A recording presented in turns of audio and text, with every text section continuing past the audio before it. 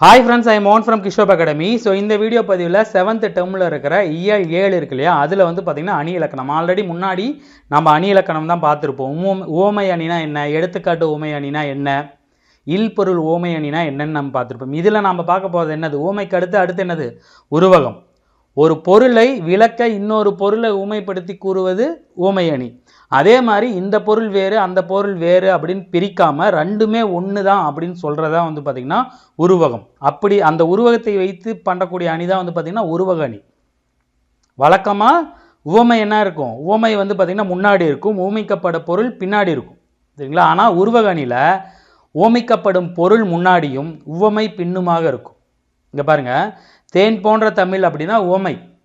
அதுவே தமிழாகிய தேன், தேன் தான் வந்து பார்த்தீங்கன்னா ஊமைக்கப்படும் பொருள், இது முன்னாடி இருக்கும். தேன் வந்து பார்த்தீங்கன்னா உவமை, அது வந்து பின்னாடி இருக்கும். இது வந்து பார்த்தீங்கன்னா உருவக அணி, சரிங்களா. வெள்ளத்தை போன்ற இன்பத்தை பெற்றம். ஸோ இன்ப வெள்ளம், இன்பங்கிறது உவமிக்கப்படும் பொருள், வெள்ளம்ங்கிறது உவமை, இது முன்னும் பின்னுமா இருக்கும். இதுதான் வந்து பார்த்தீங்கன்னா உருவக அணி. கடல் போன்ற துன்பத்தை துன்பக்கடல், ஊமைக்கப்படும் பொருள் என்னது, துன்பம். எதுக்கு அதுக்கான ஊமை என்னது, கடல். அதுதான் வந்து பார்த்திங்கன்னா பின்னாடி இருக்கும். இப்படி இருந்துச்சுன்னா இது வந்து பார்த்திங்கன்னா உருவக அணி. ஸோ இதை நம்ம ஒரு எடுத்துக்காட்டோட பார்க்கலாம். வையம் தகழியே வார்க்கடலே நெய்யாக வெய்ய கதிரோன் விளக்காக செய்ய சுடர் ஆழியான் அடிக்கே சூட்டினேன் சொல்மாலை இடரளி நீங்கவே. வையம் தகழியாக வார்க்கடலே நெய்யாக, இது நீங்கள் பார்த்துருப்பீங்க, சரிங்களா. ஆழ்வார்கள் நாயன்மார்கள் அந்த பக்தி பாடல்கள் அதில் வரும். இதில் பூமி அகல் விளக்கு, வையம் தகழி, வையம்னா அது பூமி, அது முன்னாடி வந்துருச்சு.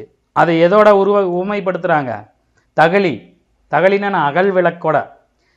வார்கடலே நெய்யாக, கடலை நெய்யாக உருவகப்படுத்துகிறாங்க. ஸோ முன்னாடி வந்துருச்சா, ஊமைக்கப்படும் பொருள் முன்னாடியும், ஊமைன்னா அது நெய்ய பின்னாடியும் போட்டிருக்காங்க. வெய்ய கதிரோன் விளக்காக, கதிரவன் இருக்கார் இல்லையா, சூரியன் இருக்கார் இல்லையா, அவரை வந்து பார்த்திங்கன்னா எதற்காக, விளக்குக்காக உருவகப்படுத்தப்பட்டுள்ளது. ஸோ இந்த பாடலை கொடுத்துட்டு இல்லை இந்த 2 லைனை கொடுத்துட்டு இது என்ன அணின்னு கேள்வி வரும். இல்லை அப்படின்னா இதில் பயின்று வந்துள்ள அணியில் எது வந்து பார்த்திங்கன்னா உருவகம் ஓமைன்னு கேட்பாங்க. எதுக்கு எது ஓமைன்னு கேட்பாங்க, எதுக்கு எது உருவகம்னு கேட்பாங்க. வையத்துக்கு தகழி உருவகம், வார்கடலுக்கு நெய் உருவகம், சரியா. இது இந்த உவமை உறுப்பும் இதில் வராது. ஊமைக்கப்படும் பொருள் முன்னாடியும் உவமை பின்னாடியும் வரும். படித்து பார்த்தீங்கன்னா உங்களுக்கு ஈஸியாக இந்த அணி புரிஞ்சிடும். இதெல்லாம் வந்து பார்த்திங்கன்னா ஈஸியாக கெஸ் பண்ணிடலாம், குழப்பிக்கவே தேவையில்லை, சரிங்களா. அடுத்து வந்து பார்த்திங்கன்னா ஏகதேச உருவக அணி. இது ரொம்ப ரொம்ப முக்கியம். ஏகதேச உருவக அணி நிறைய கேள்வியில் கேட்ட ஒரு கேள்வி, சரிங்களா. அறிவு என்னும் விளக்கை கொண்டு அறியாமையை நீக்க வேண்டும். தொடரில் அறிவு விளக்காக உருவப்படுத்தப்பட்டுள்ளது, அறியாமை இருளாக உருவகப்படுத்தப்படவில்லை. ஒன்றை மட்டும் சொல்லிட்டு இன்னொன்று சொல்லாமல் விடுறதா வந்து பார்த்தீங்கன்னா ஏகதேச உருவக அணி. அறிவு என்னும் விளக்கை கொண்டு, அறிவு எதுக்கு வந்து பார்த்தீங்கன்னா ஊமைப்படுத்தியிருக்காங்க, விளக்குக்கு, சரிங்களா. ஆனால் அறியாமை இருள் அப்படின்னு உருவகப்படுத்தலை. ஸோ இந்த மாதிரி ஒன்றை மட்டும் உருவகப்படுத்திட்டு பின்னாடி வர ஒன்றை இன்னொன்று சொல்லாமல் சொல்கிறதா வந்து பார்த்திங்கன்னா ஏகதேச உருவக அணி. பெருமைக்கும் ஏனை சிறுமைக்கும் தத்தம் கருமமே கட்டளைக்கல், சரிங்களா. அதாவது மக்களோட பெருமைக்கும் மக்களோட சிறுமைக்கும் எது அவங்க செய்கிற செயல் தான் அப்படிங்கிறதுக்கு பல் தான் அதை வந்து பார்த்திங்கன்னா எப்படி உருவகப்படுத்தியிருப்பார்னா, வள்ளுவர் மக்களின் செயல்களை பொன்னின் தரத்தை அறிய உதவும் முறைக்கல்லாகவும் மக்களது உயர்வையும் தாழ்வையும் பொன்னாக உருவகம் செய்யவில்லை. புரியுதா உங்களுக்கு? பொன்னோட தரத்தை அறியறதுக்கு என்ன, உரைக்கல்ல வந்து சொல்லிட்டாரு. ஆனால் மக்களோட உயர்வையும் தாழ்வையும் பொன்னாக உருவகம் செய்யவில்லை.